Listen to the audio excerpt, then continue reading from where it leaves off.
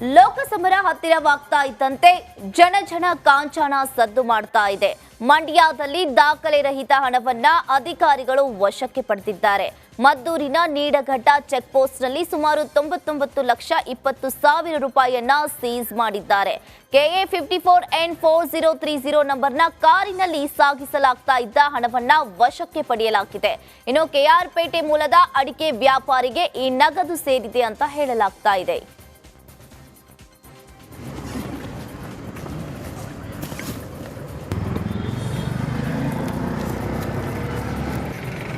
ಇದರಲ್ಲಿ ಎಷ್ಟಿದೆ, ಅದರಲ್ಲಿ ಎಷ್ಟಿದೆ ಟೋಟಲ್ ಓಪನ್ ಮಾಡಿ ಅದು 50 ಅದು 50 ಅದು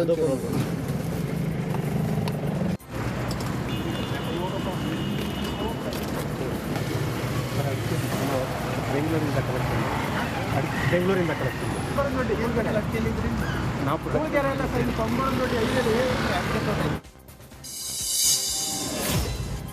ಬಾಗಲಕೋಟೆ ಜಿಲ್ಲೆಯಲ್ಲೂ ಚುನಾವಣಾ ಅಧಿಕಾರಿಗಳು ಅಲರ್ಟ್ ಆಗಿದ್ದಾರೆ. ಚುನಾವಣಾ ಅಕ್ರಮದ ಮೇಲೆ ಹದ್ದಿನ ಕಣ್ಣಿಟ್ಟಿದ್ದಾರೆ. ಅಕ್ರಮವಾಗಿ ಸಾಗಿಸ್ತಾ ಇದ್ದ 9.84 ಲಕ್ಷ ಮೌಲ್ಯದ ಮದ್ಯವನ್ನ ವಶಪಡಿಸಿಕೊಳ್ಳಲಾಗಿದೆ. ಕೂಡಲ ಸಂಗಮ ಕ್ರಾಸ್ನಲ್ಲಿ 75,526 ಮೌಲ್ಯದ ಮದ್ಯ ಹಾಗೂ ದಾನನಟ್ಟಿ ಕ್ರಾಸ್ನಲ್ಲಿ 9.09 ಲಕ್ಷ ಮೌಲ್ಯದ ಗೋವಾ ಮದ್ಯವನ್ನ ವಶಕ್ಕೆ ಪಡೆಯಲಾಗಿದೆ.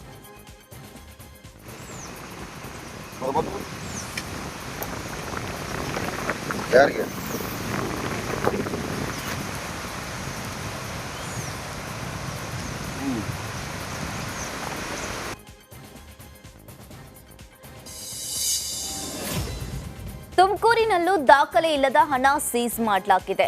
ಬಟವಾಡಿ ಚೆಕ್ ಪೋಸ್ಟ್ ಬಳಿ ತಪಾಸಣೆ ವೇಳೆ ನಗದು ಪತ್ತೆಯಾಗಿದೆ. ಇನ್ನು ಬೆಂಗಳೂರಿನಿಂದ ತುಮಕೂರಿಗೆ ಸಾಗಿಸ್ತಾ ಇದ್ದ ಹಣವನ್ನ ವಶಕ್ಕೆ ಪಡೆಯಲಾಗಿದೆ ಎನ್ನಲಾಗಿದೆ. ಇನ್ನು ಕಾರಿನಲ್ಲಿದ್ದ ಮೂವರು ಹಣ ತೆಗೆದುಕೊಂಡು ಹೋಗ್ತಾ ಇದ್ರು ಅನ್ನೋ ಮಾಹಿತಿ ಸಿಕ್ಕಿದೆ.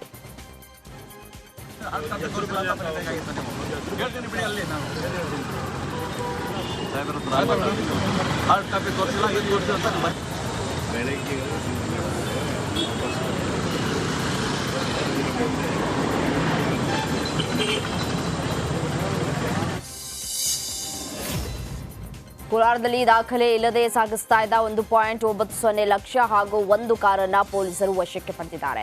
ಶ್ರೀನಿವಾಸಪುರ ತಾಲೂಕಿನ ಸೋಮಯಾಜಲಹಳ್ಳಿ ಚೆಕ್ಪೋಸ್ಟ್ನಲ್ಲಿ ಅಧಿಕಾರಿಗಳು ವಶಪಡಿಸಿಕೊಂಡಿದ್ದಾರೆ.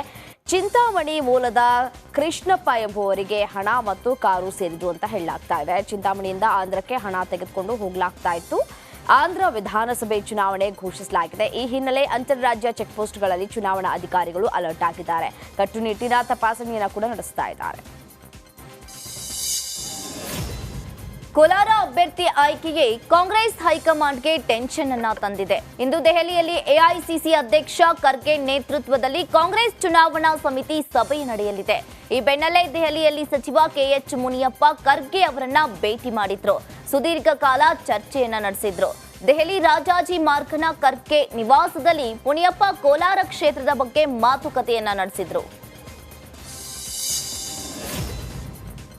ಇಂದು ದೆಹಲಿಯಲ್ಲಿ ಕಾಂಗ್ರೆಸ್ ಚುನಾವಣಾ ಸಮಿತಿ ಸಭೆ ನಡೆಯಲಿದೆ. ಈ ಹಿನ್ನೆಲೆ ಮುಖ್ಯಮಂತ್ರಿ ಸಿದ್ದರಾಮಯ್ಯ ದೆಹಲಿಗೆ ಪ್ರಯಾಣವನ್ನ ಬೆಳೆಸಲಿದ್ದಾರೆ. ಬೆಳಿಗ್ಗೆ 10 ಗಂಟೆಗೆ ವಿಶೇಷ ವಿಮಾನದಲ್ಲಿ ಸಿಎಂ ಪ್ರಯಾಣವನ್ನ ಮಾಡಲಿದ್ದಾರೆ.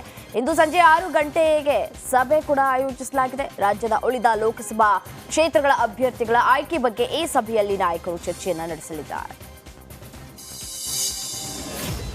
ಕಾಂಗ್ರೆಸ್ ಅಭ್ಯರ್ಥಿಗಳ ಪಟ್ಟಿ ಫೈನಲ್ ಬಗ್ಗೆ ಡಿಸಿಎಂ DK ಶಿವಕುಮಾರ್ ಅವರು ಸಿಎಂ ಸಿದ್ದರಾಮಯ್ಯ ಅವರನ್ನ ಭೇಟಿ ಮಾಡಿ ಚರ್ಚೆ ನಡೆಸಿದ್ರು.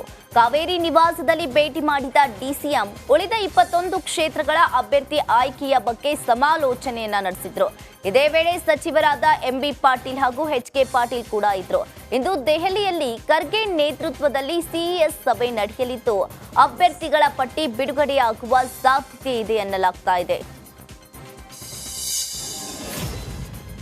ಬಿಜೆಪಿ ಜೆಡಿಎಸ್ ನಡುವೆ ಟಿಕೆಟ್ ಕಗ್ಗಂಟು ಜೋರಾಗಿದೆ. 3 ಲೋಕಸಭಾ ಕ್ಷೇತ್ರಗಳಿಗೆ ಜೆಡಿಎಸ್ ಬೇಡಿಕೆ ಇಟ್ಟಿದೆ ಅಂತ ರಾಮನಗರದಲ್ಲಿ ಜೆಡಿಎಸ್ ಯುವ ನಾಯಕ ನಿಖಿಲ್ ಕುಮಾರಸ್ವಾಮಿ ಹೇಳಿದರು. ಹಾಸನ, ಮಂಡ್ಯ, ಕೋಲಾರ ನಮಗೆ ಬೇಕು ಎಂದಿದ್ದೇವೆ. ಜೆಡಿಎಸ್ ಕಾರ್ಯಕರ್ತರ ಅಭಿಪ್ರಾಯಗಳನ್ನು ಬಿಜೆಪಿ ಹೈಕಮಾಂಡ್ಗೆ ಮನವರಿಕೆ ಮಾಡಿದ್ದೇವೆ ಅಂತ ನಿಖಿಲ್ ಸುದ್ದಿಗೋಷ್ಠಿಯಲ್ಲಿ ಹೇಳಿದ್ದಾರೆ. ಹಂಚಿಕೆ ವಿಚಾರವಾಗಿ ನಿಮ್ಮೆಲ್ಲರಿಗೂ ಗೊತ್ತಿದೆ, ಮಾಧ್ಯಮದವರಿಗೆ ನಾವೇನು 5, 6, 7, 8 ಸ್ಥಾನಗಳನ್ನೇನು ಕೇಳ್ತಾ ಇಲ್ಲ. ನಾವು ಕೇಳ್ತಾ ಇರ್ತಕ್ಕಂಥದ್ದು 3 ಸ್ಥಾನ, 3ರಿಂದ 4 ಸ್ಥಾನ. ಅದರಲ್ಲಿ ಕೋಲಾರ ಜಿಲ್ಲೆಗೆ ಸಂಬಂಧಪಟ್ಟಂತೆ ಕೋಲಾರ ಲೋಕಸಭಾ ಕ್ಷೇತ್ರದ ವ್ಯಾಪ್ತಿಗೆ ಒಳಪಟ್ಟಿರ್ತಕ್ಕಂಥ 8 ವಿಧಾನಸಭಾ ಕ್ಷೇತ್ರಗಳಲ್ಲಿ ಸುಮಾರು 3 ಕ್ಷೇತ್ರಗಳಲ್ಲಿ 3 ಶಾಸಕರನ್ನು JDS ಪಕ್ಷ ಹೊಂದಿರತಕ್ಕಂಥದ್ದು. ಅದೇ ರೀತಿ ಇನ್ನು 3 ಸ್ಥಾನಗಳಲ್ಲಿ 2ನೇ ಸ್ಥಾನವನ್ನು ಪಡೆದಿರ್ತಕ್ಕಂಥದ್ದು JDS. ಹಾಗಾಗಿ ಸರಿಸುಮಾರು 5 ಲಕ್ಷ ಮತಗಳನ್ನ ಕಳೆದ ಚುನಾವಣೆಯಲ್ಲಿ ಅಂದರೆ ವಿಧಾನಸಭಾ ಚುನಾವಣೆಯಲ್ಲಿ JDS ಪಕ್ಷ ತಗೊಂಡಿರ್ತಕ್ಕಂಥದ್ದು ಕೋಲಾರ ಜಿಲ್ಲೆಯಲ್ಲಿ. ಹಾಗಾಗಿ ಸಹಜವಾಗಿ ನಮ್ಮ ಪಕ್ಷದ ಎಲ್ಲ ಶಾಸಕರಿರ್ಬೋದು, ಪ್ರಮುಖ ಮುಖಂಡರುಗಳಿರ್ಬೋದು, ಕಾರ್ಯಕರ್ತರಿರ್ಬೋದು, ಸಂಪೂರ್ಣ JDS ಕೇಡರ್ನ ಒಂದು ಬಯಕೆ ಆಗಿರ್ತಕ್ಕಂಥದ್ದು ಕೋಲಾರ ಜಿಲ್ಲೆ ಇವತ್ತು ನಮ್ಮ ತೆಕ್ಕೆಗೆ ತಗೊಳ್ಬೇಕು ಅಂತಕ್ಕಂಥದ್ದು. ಇನ್ನು ಮಂಡ್ಯದಿಂದ ಸ್ಪರ್ಧೆ ಬಗ್ಗೆ ಜೆಡಿಎಸ್ ಯುವ ನಾಯಕ ನಿಖಿಲ್ ಕುಮಾರಸ್ವಾಮಿ ಪ್ರತಿಕ್ರಿಯಿಸಿದ್ರು. ರಾಮನಗರದಲ್ಲಿ ಮಾತನಾಡಿದ ನಿಖಿಲ್, ಮಂಡ್ಯದಲ್ಲಿ ನಾನು ಸ್ಪರ್ಧಿಸಬೇಕು ಎಂಬ ಕಾರ್ಯಕರ್ತರು ಹಾಗೂ ಮುಖಂಡರ ಅಭಿಪ್ರಾಯಗಳನ್ನು ಗೌರವಿಸ್ತೀನಿ ಅಂತ ಹೇಳಿದ್ರು. ಇನ್ನು ಅಂತಿಮವಾಗಿ ಅಭ್ಯರ್ಥಿಯ ಬಗ್ಗೆ ವರಿಷ್ಠರು ತೀರ್ಮಾನವನ್ನ ಮಾಡ್ತಾರೆ ಅಂತ ಹೇಳಿದ್ರು. ಭಾವನೆ 19ರ ನನ್ನ ಸೋಲಿನ ಬಗ್ಗೆ ಇವತ್ತಿಗೂ ಕೂಡ ಸಾಕಷ್ಟು ಮನಸ್ಸುಗಳಲ್ಲಿ, ನಮ್ಮ ಕಾರ್ಯಕರ್ತರ ಮನಸ್ಸುಗಳಲ್ಲಿ ನೋವಿದೆ, ಆಕ್ರೋಶ ಇದೆ. ಹಾಗಾಗಿ ಸಹಜವಾಗಿ ಮತ್ತೆ ನಿಖಿಲ್ ಕುಮಾರಸ್ವಾಮಿ ಅವರೇ ಅಭ್ಯರ್ಥಿ ಆಗಬೇಕು ಅಂತಕ್ಕಂಥದ್ದು ಅವರ ಅಭಿಪ್ರಾಯಗಳನ್ನ ಅವರು ತಿಳಿಸಿದ್ದಾರೆ. ನಾನು ಅದಕ್ಕೆ ಗೌರವಿಸ್ತೇನೆ ಖಂಡಿತವಾಗ್ಲೂ. ಜೊತೆಯಲ್ಲಿ ಕುಮಾರಣ್ಣವರು ಏನಾದರೂ ಮಂಡ್ಯಕ್ಕೆ ಬರೋದೇ ಆದರೆ ನಮ್ಮ ಮಂಡ್ಯ ಜಿಲ್ಲೆಗೆ ಮುಂದಿನ ದಿನಗಳಲ್ಲಿ ಪಕ್ಷವನ್ನು ಬಲಿಷ್ಠವಾಗಿ ಕಟ್ತಕ್ಕಂಥದ್ದಕ್ಕೆ ಕಾರ್ಯಕರ್ತರಲ್ಲಿ ಒಂದು ಉತ್ಸಾಹಕತೆ ಮೂಡ್ತದೆ, ನಮಗೆ ಅನುಕೂಲ ಆಗ್ತದೆ ಅಂತಕ್ಕಂಥದ್ದು ಮತ್ತು ಇನ್ನೊಂದಷ್ಟು ವರ್ಗದ ಒಂದು ಭಾವನೆ. ನಾನು ಹೇಳ್ತಕ್ಕಂಥದ್ದು ಇವತ್ತು ನಮ್ಮ ಮಂಡ್ಯ ಜಿಲ್ಲೆಯಲ್ಲಿ ಭಾಳ ಸಮರ್ಥವಾಗಿ ಬೆಳೆದಿರ್ತಕ್ಕಂಥ ನಾಯಕರುಗಳು, ಬೆಳೆಸಿರ್ತಕ್ಕಂಥದ್ದು ಕಾರ್ಯಕರ್ತರು ಭಾಳ ಜನ ಇದ್ದಾರೆ. ಯಾರ್ಯಾರು ಆಕಾಂಕ್ಷಿತರಿದ್ದಾರೆ ಈ ಚುನಾವಣೆ ಸ್ಪರ್ಧೆ ಮಾಡ್ತಕ್ಕಂಥದ್ದಕ್ಕೆ ಮಂಡ್ಯ ಭಾಗದಲ್ಲಿ ಅಂತಕ್ಕಂಥದ್ದು ನನ್ನ ಗಮನಕ್ಕೆ ತಗೊಂಡು ಬಂದಿಟ್ಟರು. ಅದನ್ನು ನಾನು ವರಿಷ್ಠರ ಗಮನಕ್ಕೆ ಮುಟ್ಟಿಸಿದ್ದೇನೆ. ಹಾಗಾಗಿ ಇದಕ್ಕೂ ಕೂಡ ಅತಿ ಶೀಘ್ರದಲ್ಲೇ ಬಿಜೆಪಿ ಹಾಗೂ ಜೆಡಿಎಸ್ ನಡುವೆ ಸೀಟು ಹಂಚಿಕೆ ಕಸರತ್ತು ಇನ್ನೂ ಮುಂದುವರೆದಿದೆ. ಇದೇ ವಿಚಾರವಾಗಿ ಜೆಡಿಎಸ್ ವರಿಷ್ಠ HD ದೇವೇಗೌಡರಿಗೆ ಮಾಜಿ ಸಿಎಂ ಯಡಿಯೂರಪ್ಪ ಫೋನ್ ಮಾಡಿದ್ರು. ಸೀಟು ಹಂಚಿಕೆ ಬಗ್ಗೆ ಫೋನ್ನಲ್ಲೇ ಉಭಯ ನಾಯಕರು ಚರ್ಚೆ ನಡೆಸಿದ್ರು. ಕೋಲಾರ ಲೋಕಸಭಾ ಕ್ಷೇತ್ರದಲ್ಲಿ ಮೈತ್ರಿ ಅಭ್ಯರ್ಥಿ ಕಣಕ್ಕಿಳಿಸುವ ಬಗ್ಗೆ ಇಬ್ಬರು ಮಾತುಕತೆ ನಡೆಸಿದ್ರು. ಶಿವಮೊಗ್ಗದಲ್ಲಿ ಪ್ರಧಾನಿ ಮೋದಿ ಕಾರ್ಯಕ್ರಮ ಯಶಸ್ವಿಯಾದ ಬಗ್ಗೆ ದೇವೇಗೌಡರಿಗೆ ಯಡಿಯೂರಪ್ಪ ಮಾಹಿತಿ ನೀಡಿದ್ರು ಅಂತ ಹೇಳಲಾಗ್ತಾ ಇದೆ.